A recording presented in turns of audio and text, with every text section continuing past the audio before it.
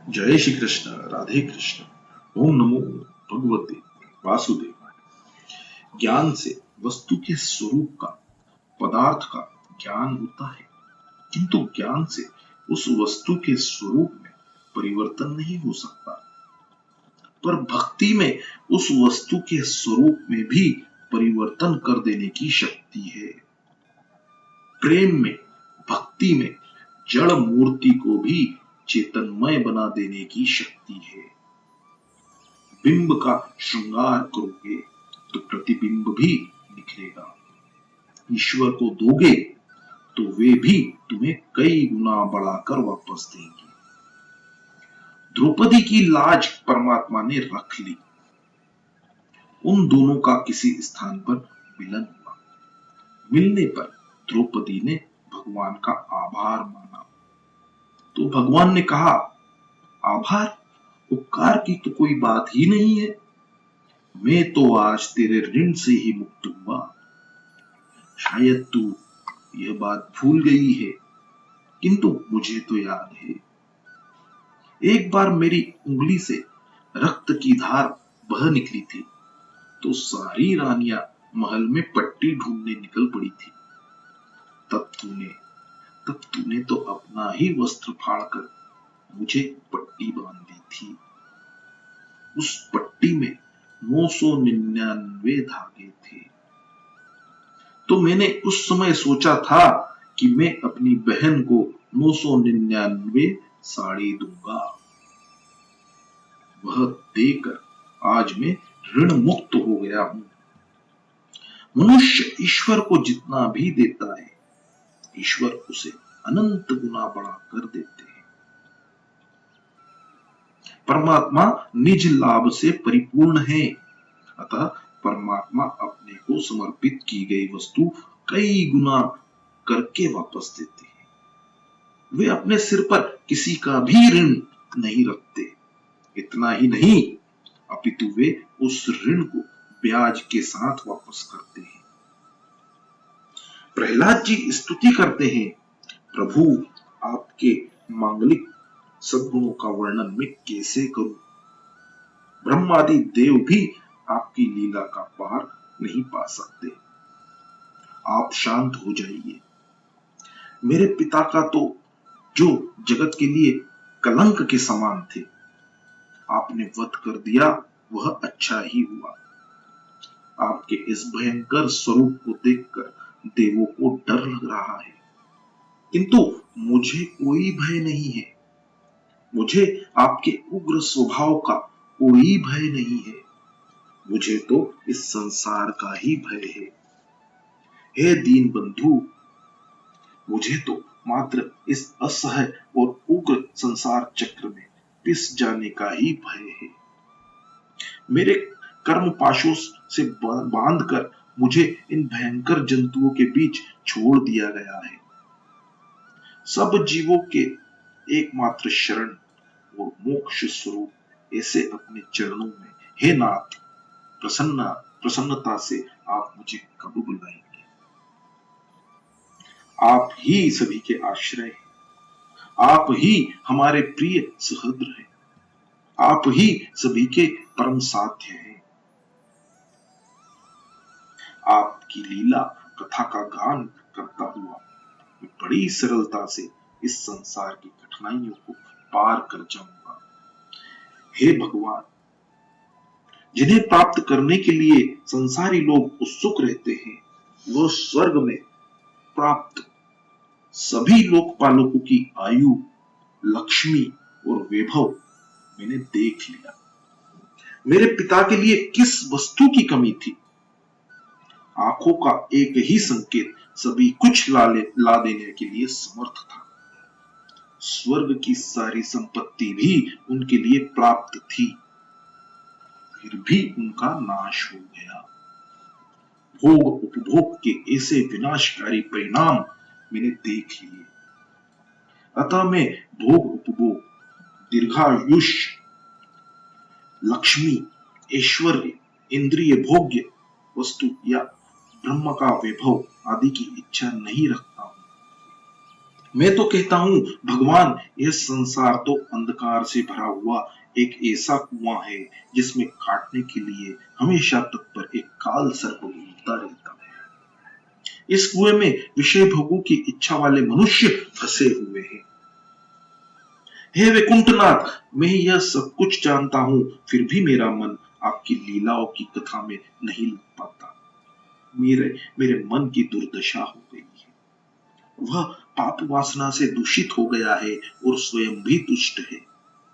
वह काम वासना के लिए ही आतुर रहता है। वह हर्ष, शोक, लोक परलोक, धन, पत्नी, पुत्र आदि की चिंता में डूबा रहता है। मन इधर उधर भटकता रहता है और उसे नियंत्रित करना बड़ा कठिन है।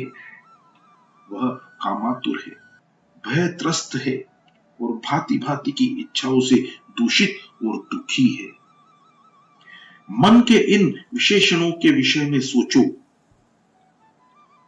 अतः आपकी कथाओं के प्रति मेरा मन उदासीन है। मन की ऐसी स्थिति के कारण मैं दीन बन गया हूं।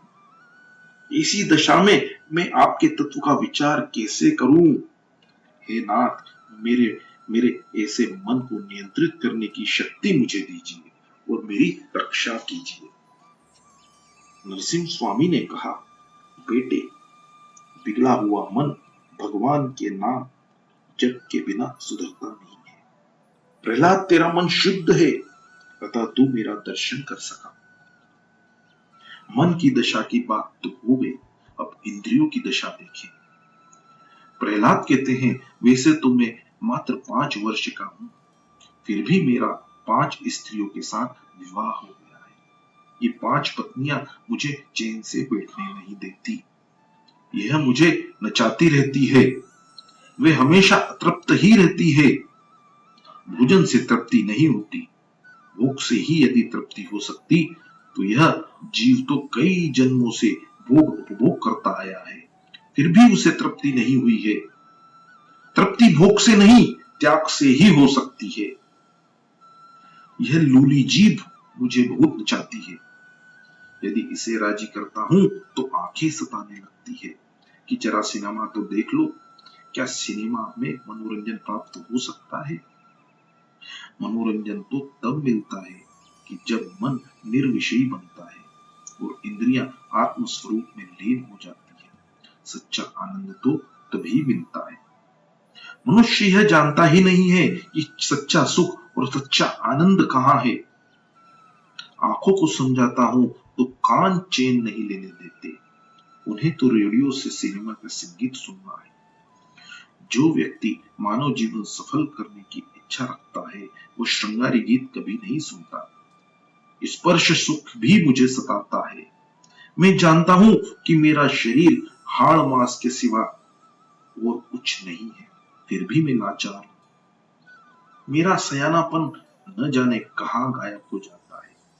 इन इंद्रियों ने अनेक पत्नियों वाले पति सी मेरी दुर्दशा कर दी है। मेरी दुर्दशा तो देखिए। हे अच्युत, हमेशा अतृप्त रहने वाली यह जीभ मुझे स्वादिष्ट रसों की ओर खींचती रहती है। जनन इंद्रिया विषय भोग के लिए सुंदर स्त्री की ओर, त्वचा कोमल स्पर्श सुख की ओर, पेट भोजन की ओर, कान मधुर संगीत की ओर, नाक भीनी भीनी सुगंध की ओर, चपल नेत्र सौंदर्य की ओर मुझे आकर्षित करते रहते हैं। कामेंद्रियां भी अपने अपने विषयों की ओर मुझे आकर्षित करती रहती है। मेरी दशा तो ऐसी हो रही है जैसी कई पत्नियों वाले किसी पुरुष की सारी पत्नियां अपने अपने शयन कक्ष की ओर खींच रही है। कोई एक चोर किसी के घर में चोरी करने के लिए घुसा। किसी साहब का घर था। वहां उसकी 2 पत्नियां थी। एक पत्नी साहब के केश पकड़कर ऊपर की ओर खींच रही थी तो दूसरी पत्नी साहब के पांव पकड़कर नीचे की ओर घसीट रही थी। चोर ने जब यह दृश्य देखा तो वह अपनी हंसी न रोक सका और वह हंसने के कारण पकड़ा गया और उसे राजा के पास ले जाया गया। चोर ने राजा से विनती की, कि मुझे चाहे जो दंड दीजिए, किंतु 2 पत्नी वाले उस साहब जैसा दंड मत देना।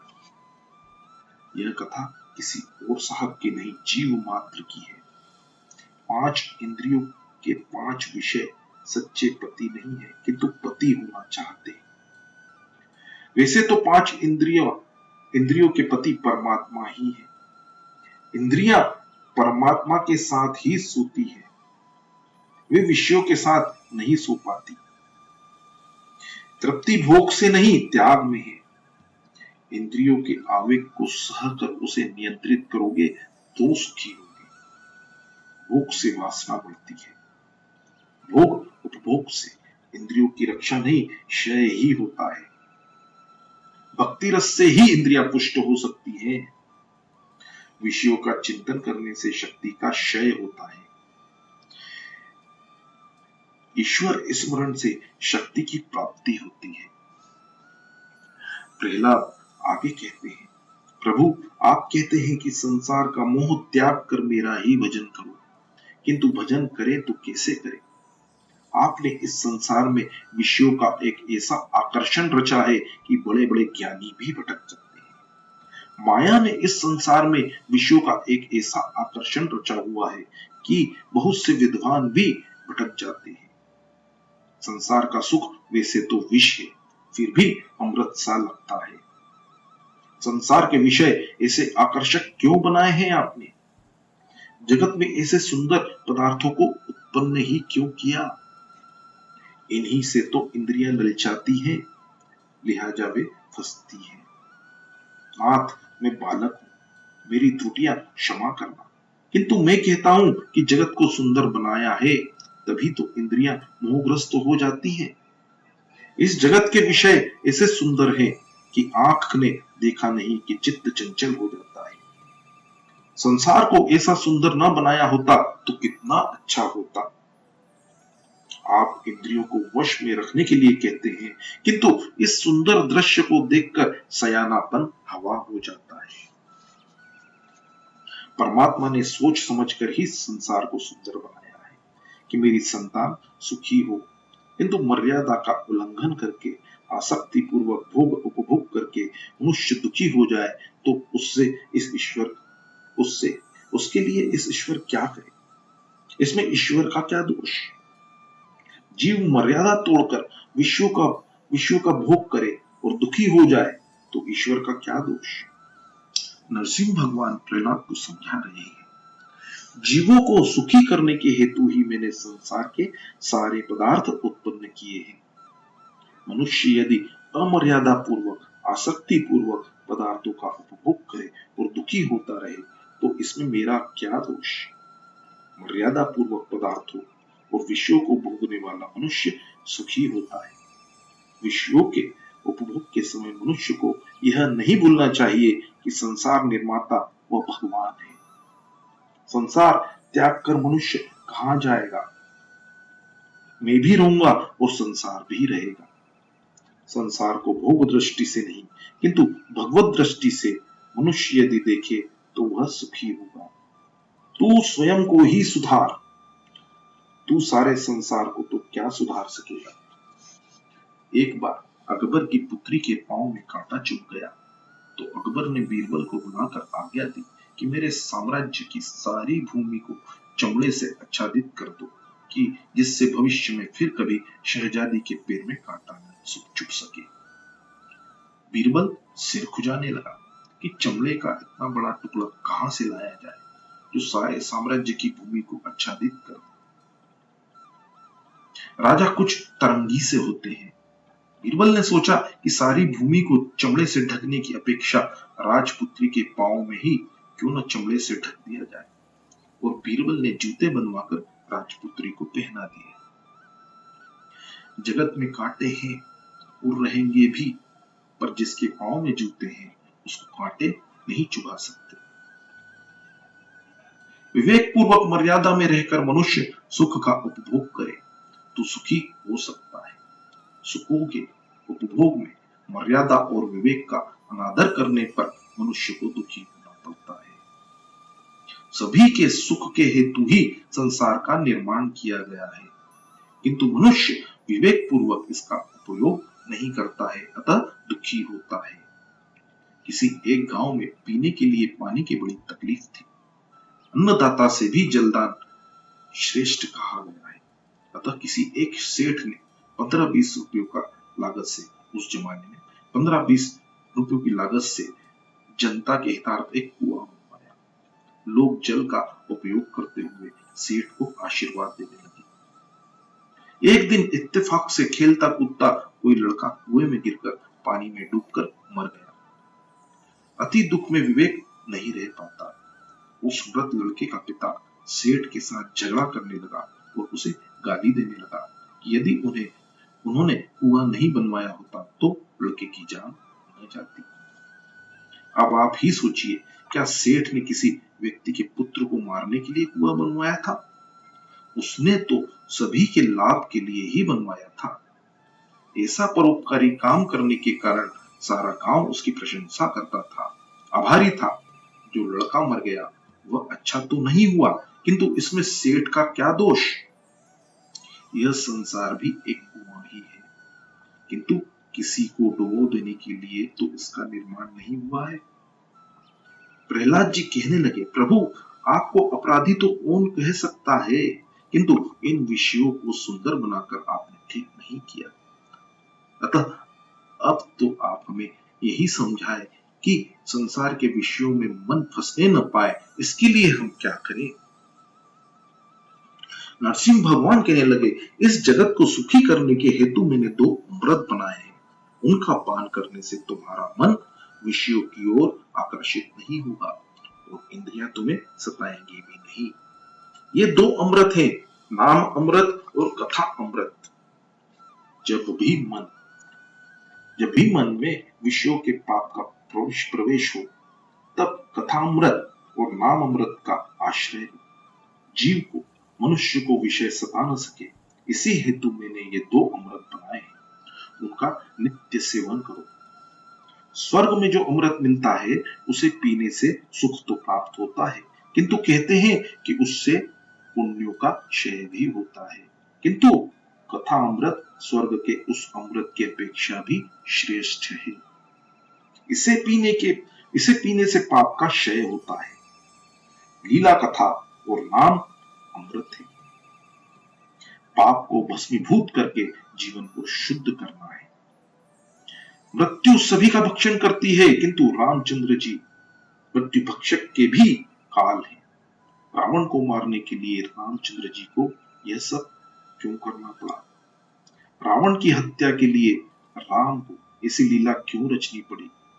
राम तो काल के भी काल हैं। ईश्वर तो अनंत शक्तिशाली है। वे संकल्प मात्र से ही रावण को मार सकते थे, किंतु रामचंद्र जी ने यह सारी लीला इस हेतु रची कि जनता रामायण का पाठ करे। रामायण श्रवण के समय तो लोग जगत को भूलेंगे ही। उन्होंने रावण की हत्या करने के लिए नहीं, किंतु कलयुग के लोगों को लीला श्रवण में तल्लीन करने के लिए हेतु जन्म लिया था। लीला कथा मोक्ष दाता है। प्रत्येक इंद्रिय को प्रेम से अपनी ओर खींचकर गोपियों को परमानंद का दान करने के लिए श्री कृष्ण की लीला थी। वे चाहते थे कि गोपियां मेरी लीला सुने, देखें और जगत को भूल जाए। उन्होंने गोपियों को मरने के पहले परमानंद का दान किया। रामलीला काम विजय की लीला है। श्री कृष्ण भगवान की कामदेव पर यह विजय है। जगत के सभी विषयों को मन भूल जाए तो मन का निरोध होगा और वह ईश्वर में लीन हो जाएगा। कृष्ण लीला का प्रयोजन ही यह है कि मनुष्य किसी भी रीति से जगत को भूल जाए और कृष्ण लीला में तन्मय हो जाए। गोपियां इसी तरह तो सभी लीलाओं का श्रवण स्मरण करती हुई प्रभु लीला में लीन हुई थी। जय श्री कृष्ण, राधे कृष्ण। ओम नमो भगवते वासुदेवाय। जय श्री कृष्ण, राधे कृष्ण।